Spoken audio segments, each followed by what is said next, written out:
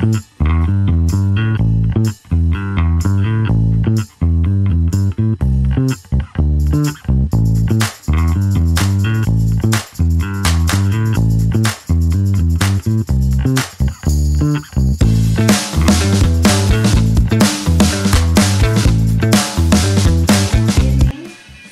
বানালো, দেখি খেয়ে কিরকম হলো। Hey guys, welcome back to my channel. তো আজকে আমি তোমাদের সাথে সিঙ্গারা রেসিপি শেয়ার করছি। সেটা তোমরা ইন্ট্রো দেখে তোমরা বুঝতে পেরেই গেছো, নিরামিষ ফুলকপি সিঙ্গারা। উপোসের দিনে বা কোনো নিরামিষ খাবার দাবার, যেমন শনিবার মঙ্গলবারের দিনে চটপটা যদি কিছু খেতে ইচ্ছা করে, সিঙ্গারা তার একটা বেস্ট রেসিপি।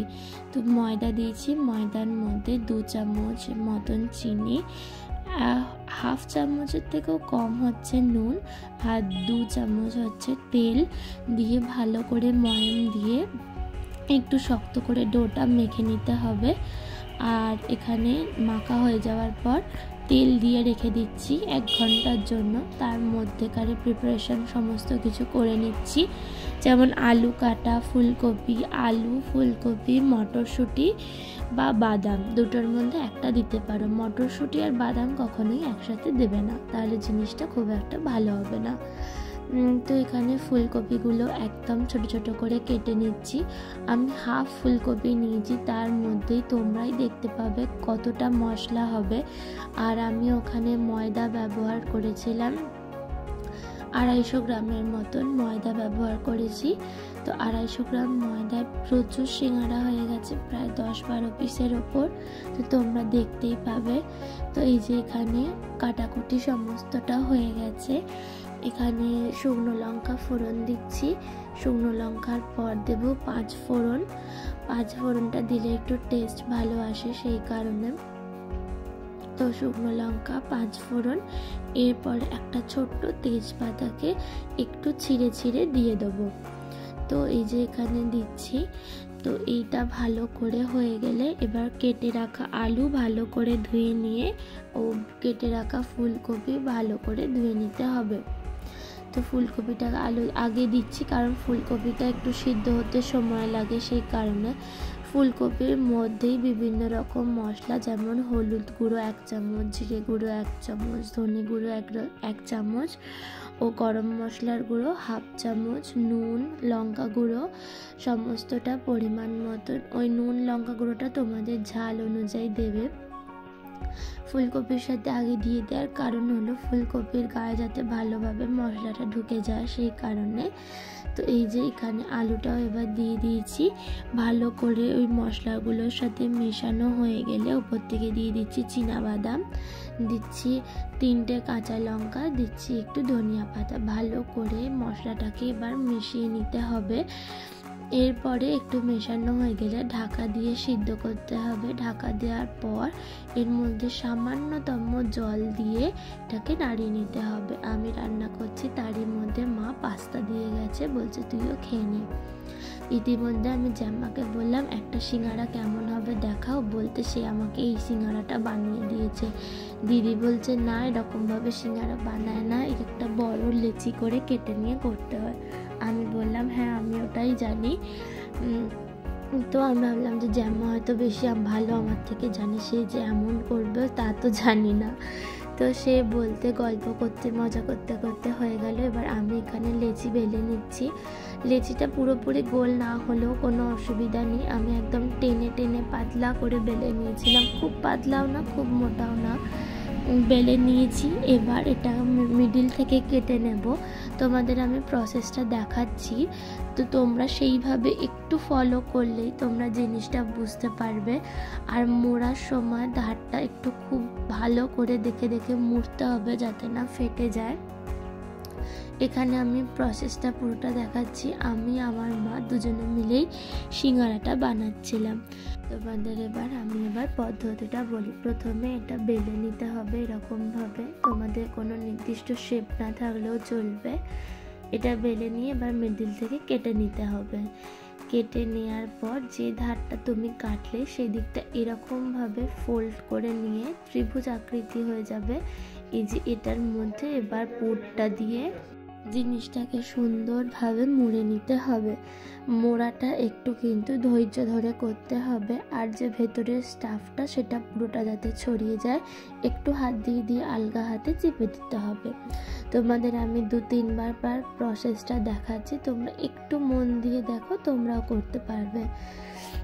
এই রান্নাগুলো আমি সাধারণত আমাদের মতন বয়সী মেয়েরা যারা একটু রান্না করতে ভালোবাসে, কিন্তু বাড়িতে রান্না শিখতে ভালোবাসে এবং খেতেও ভালোবাসে নিজে হাতে রান্না করে, তাদের জন্য এই ভিডিওটা। তো তাদের সাধারণত বাড়ির গ্যাসে সাধারণত যেতে দেওয়া হয় না, তো সেই কারণে আমি এইরকম ব্যবস্থাগুলো করেছি তোমাদেরকে আইডিয়া দেওয়ার জন্য। তোমরাও চাইলে এরকম করতে পারো। তারপরে আমি আবারও এরকমভাবে প্রত্যেকটা করে নিচ্ছি। তোমরা দেখতেই পাচ্ছ প্রত্যেকটা সিঙ্গারা এরকমভাবে হবে।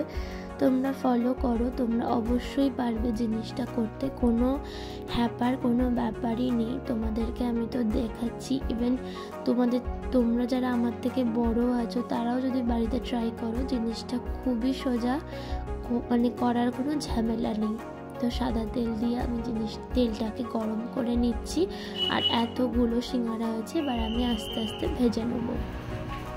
ফার্স্টেই যে আমার বানানো বিশ্ববিখ্যাত যে সিঙ্গারা সেটা দিয়েছি প্রথমে, কারণ ওটা হতে একটু বেশি সময় লাগবে।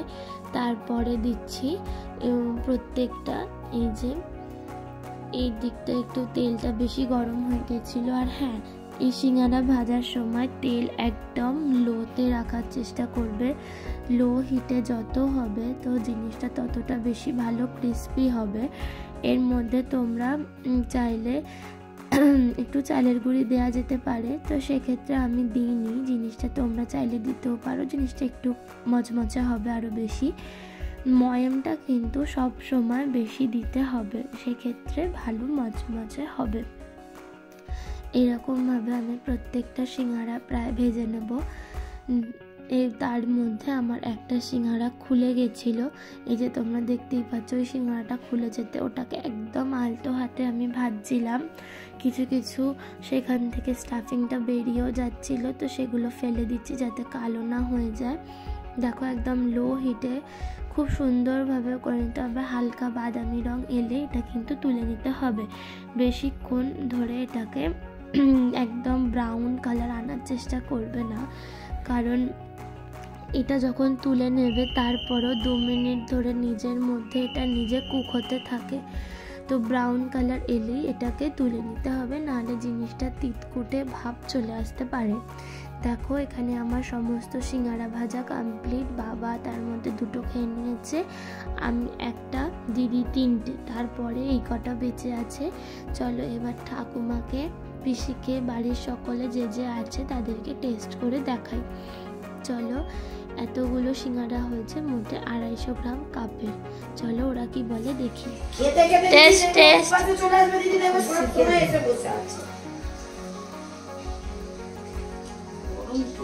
হ্যাঁ একটু খাও, ভেঙে ভেঙে। 2টো নাও না, একটাই পড়তে। 2টো খাওয়ার দিলে খালি মিঠা তো।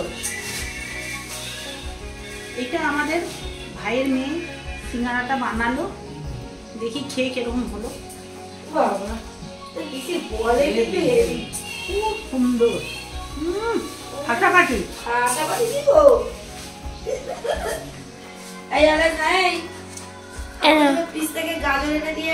তোমার কেমন আছে? হেভি হেভি সুন্দর। তুমি এই না, এই না, একটা একটু বাদে খাবো।